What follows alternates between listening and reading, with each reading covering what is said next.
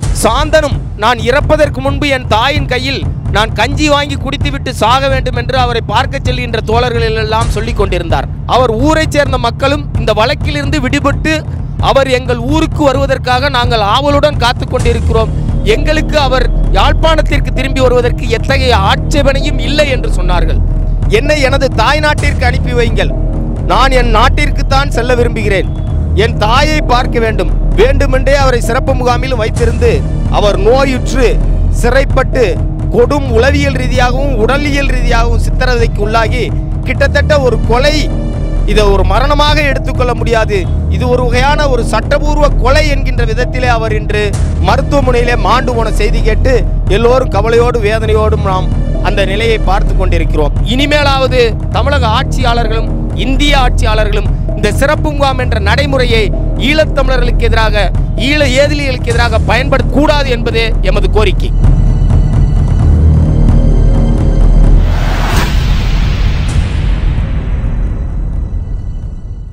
ராஜீவ்காந்தி கொலை வழக்கில் குற்றம் சாட்டப்பட்டு தூக்கு தண்டனை விதிக்கப்பட்டு பின்னர் தூக்கு தண்டனை ஆயுள் தண்டனையாக குறைக்கப்பட்டு கிட்டத்தட்ட 30 ஆண்டுகள் சிறையில் வாடிய பின்னர் உச்சநீதிமன்றத்தினுடைய தலையீட்டின் பேரில் முன் விடுதலை செய்யப்பட்ட திரு சாந்தன் அவர்கள் ஓராண்டு காலமாக திருச்சி நடுவன் சிறை வளாகத்தில் உள்ள சிறப்பு முகாமில் அடைக்கப்பட்டிருந்தார்.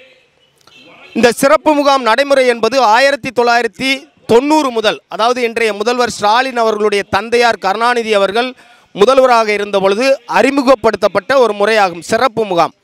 அன்றைக்கு இருந்த அரசானது போராளிகளையும் பொதுமக்களையும் பிரிப்பதற்காக இந்த சிறப்பு முகாமை நாங்கள் உருவாக்கி இருக்கிறோம் என்று சொன்னார்கள். எனவே சிறப்பு முகாமில் அடைக்கப்படுபவர்கள் போராளி இயக்கங்களைச் சேர்ந்தவர்கள், பொதுவான முகாம்களில் பொதுவான அகதிகள் இருப்பார்கள் என்று சொன்னார்கள்.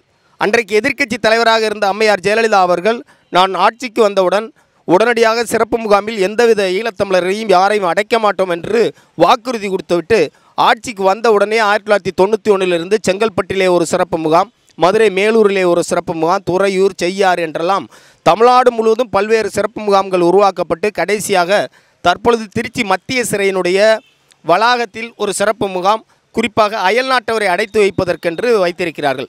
ஒரு நபர் ஒரு வழக்கிலிருந்து விடுவிக்கப்பட்டாலோ, நிரபராதி என விடுவிக்கப்பட்டாலோ, பிணையில் விடுதலை செய்யப்பட்டாலோ, வழக்கினுடைய தண்டனை காலத்தை கழித்து சிறையிலிருந்து விடுதலை பெற்றாலோ அவரை இந்த சிறப்பு முகாம் என்ற ஒரு சித்திரவதை முகாமில் அடைக்கின்ற ஒரு நடைமுறை தமிழ்நாட்டில் 1990 முதல் இருந்து வருகிறது. குறிப்பாக ஈழத்தமிழர்களுக்கு எதிராக மட்டுமே இந்த அயல்நாட்டவர் சட்டம் பிரிவு 3(2)E பயன்படுத்தப்படுகிறது. அவ்வகையிலே ராஜீவ்காந்தி கொலை வழக்கிலே குற்றம் சாட்டப்பட்டு தண்டிக்கப்பட்டு தூக்கு தண்டனை விதிக்கப்பட்டு ஆயுள் தண்டனைக்காக குறைக்கப்பட்டு அந்த ஆயுள் தண்டனையிலிருந்து விடுவிக்கப்பட்ட பின்னரும் கூட 30 ஆண்டுகள் சிறையில் கழித்த பின்னரும் கூட அவரை மீண்டும் சிறப்பு முகாமில் அடைத்து வைத்தார்கள். அப்போ சிறப்பு முகாமில் சாந்தன், முருகன், ராபர்ட் பயாஸ், ஜெயக்குமார் இந்த 4 பேரும் அயல்நாட்டவர் என்ற காரணத்தினால் சிறப்பு முகாமில் அடைக்கப்பட்டார்கள். நளினி இந்தியாவைச் சேர்ந்தவர், ரவிச்சந்திரன் இந்தியாவைச் சேர்ந்தவர், பேரறிவாளன் இந்தியாவைச் சேர்ந்தவர். 7 பேரில் 3 பேர் இந்திய குடிமக்கள் என்ற அடிப்படையில் விடுவிக்கப்பட்டாலும் மீதம் 4 பேர் அயல்நாட்டவர் என்று கூறி சிறப்பு முகாமில் அடைத்து வைக்கப்பட்டார்கள். ராபர்ட் பயாஸ், ஜெயக்குமார் போன்றவருக்கு அயல்நாட்டில் உறவுகள் இருக்கிறார்கள். சுவிட்சர்லாந்திலே, நெதர்லாந்திலே உறவுகள் இருக்கிறார்கள்.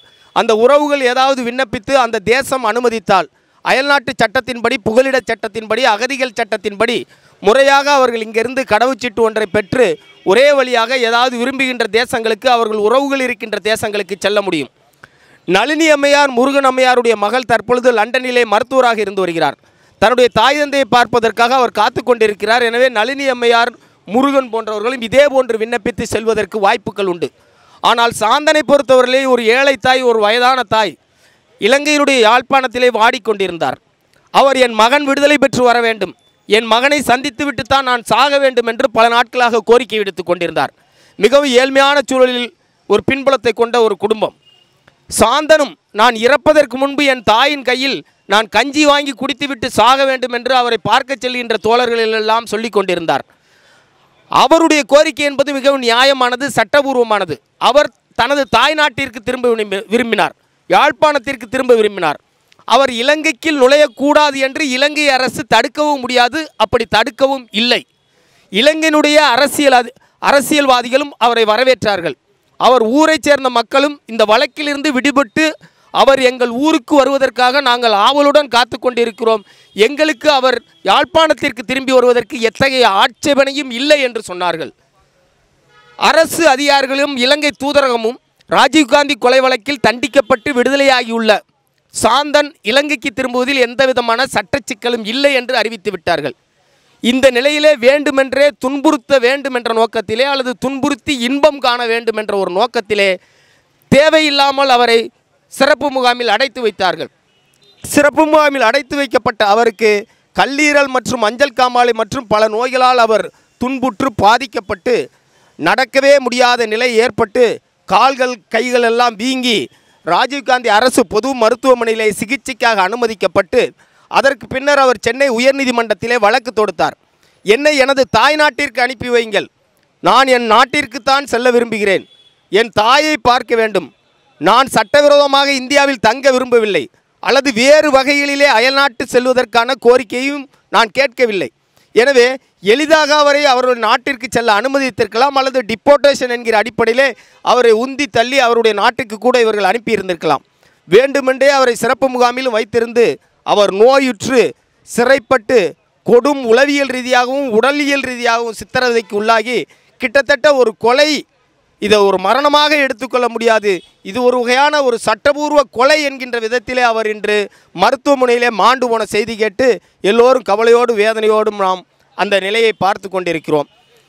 அண்மையிலே இந்திய சிறையிலே ஸ்டெயின்ஸ் பாதிரியார் என்பவர் எவ்வாறு கொடுமைப்படுத்தப்பட்டு இந்த சட்டத்தினுடைய கரங்களிலே சிக்கி நீதிக்காக போராடி ஒரு உறிஞ்சி குழாய் வாய்ப்பு கூட வழங்கப்படாமல் மாண்டு போனாரோ அதை போன்று திரு சாந்தன் அவர்களும் இன்று சிறைச்சாலையிலே சித்திரவதைப்பட்டு 30 ஆண்டுகள் சிறையில் கழித்து தூக்கு தண்டனையை சந்தித்து செங்கொடி போன்றவர்களுடைய தீக்குளித்த இந்த ஈகத்தால் தமிழ்நாடு மக்களுடைய தொடர்ச்சியான போராட்டங்களால் ஆதரவால் விடுதலை பெற்று விடுதலைக்கு பின்னர் ஆயுள் தண்டனையை கழித்து முடித்து ஆயுள் தண்டனைக்கு பின்னர் சிறப்பு முகாமிலும் தனது வாழ்க்கையை கழித்து இன்று மருத்துவமனையிலே மாண்டு போயிருக்கிறார்.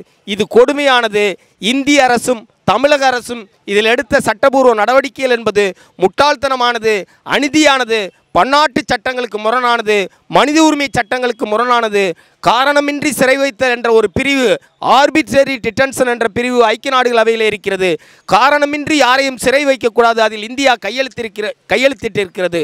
உலகளாவிய மனித உரிமை பிரகடனம் கூறு 14 சொல்கிறது, ஒரு தேசத்திலிருந்து ஒருவன் மத ரீதியான காரணங்களுக்காக, இன ரீதியான காரணங்களுக்காக, அரசியல் ரீதியான காரணங்களுக்காக, கொண்ட கொள்கையினுடைய காரணங்களுக்காக துன்புறுத்தப்பட்டு கடல் வழியாகவோ வேறு வகையிலோ தப்பித்து ஒரு தஞ்சம் புகுந்து வரும்பொழுது அவனை துன்புறுத்தக்கூடாது, அவனை அகதியாக நடத்த வேண்டும் என்று சொல்கிறது.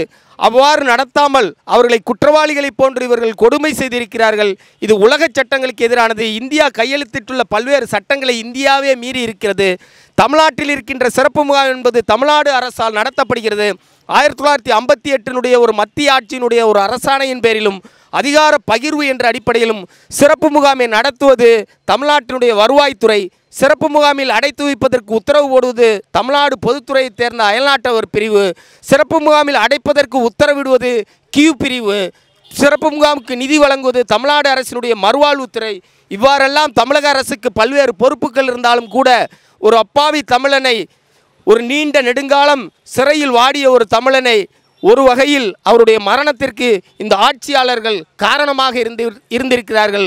அதற்கு மாநில அரசும் பொறுப்பு, மத்திய அரசும் பொறுப்பு என்றே சொல்ல வேண்டும். இனிமேலாவது தமிழக ஆட்சியாளர்களும் இந்திய ஆட்சியாளர்களும் இந்த சிறப்பு முகாம் என்ற நடைமுறையை ஈழத்தமிழர்களுக்கு எதிராக, ஈழ ஏதிலிகளுக்கு எதிராக பயன்படுத்தக்கூடாது என்பதே எமது கோரிக்கை.